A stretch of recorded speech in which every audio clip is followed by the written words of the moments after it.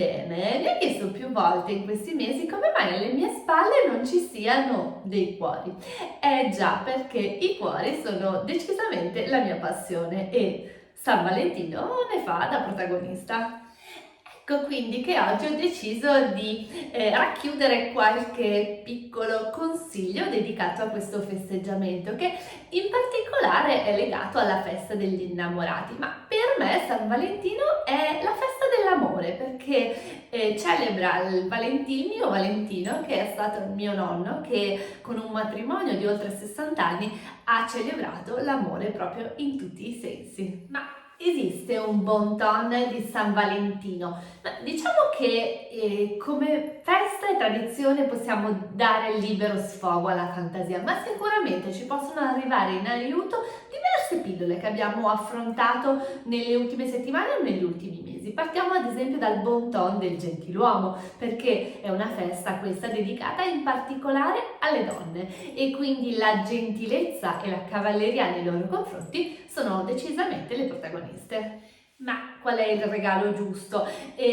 Sicuramente il regalo più adatto all'occasione può essere quello di un omaggio floreale e da questo proposito anche qui possiamo ricorrere all'aiuto di una puntata precedente. Se poi invece abbiamo desiderio di fare un altro regalo, qualsiasi esso sia va bene, l'importante più di ogni altra ricorrenza è che sia davvero sentito.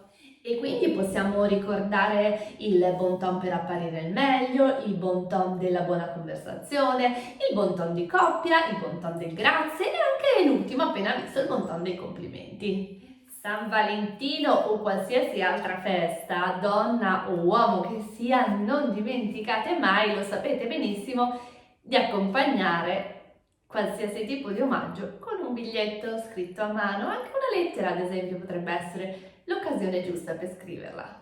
Quest'anno è un San Valentino un po' particolare, quindi ahimè non si potrà andare nell'operazione classica della cena di San Valentino. Però innanzitutto è di domenica, quindi possiamo ad esempio optare per un pranzo, o meglio ricordiamoci che si dice colazione, o anche una cioccolata potrà andare bene, nel senso che come dicevamo basta il gesto.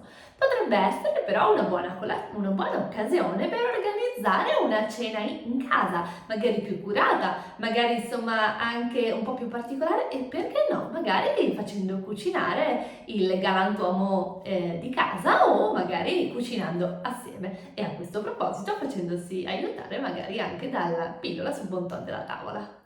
Certe regole però non cambiano mai e quindi come bon ton di base ricordiamo che non esiste incontro direttamente al ristorante, ma a destinazione si va insieme. E poi se spostare la sedia per far accomodare il partner è un po' troppo, almeno signorini aspettiamo che la signora si sia seduta a tavola. Ecco quindi questo festeggiamento non è affatto un obbligo, ma a mio avviso un'occasione per ricordare a chi amiamo quanto sia speciale per noi. E quindi buon San Valentino con i miei amati cuori anche di Lego e vi aspetto alla prossima puntata. Ciao!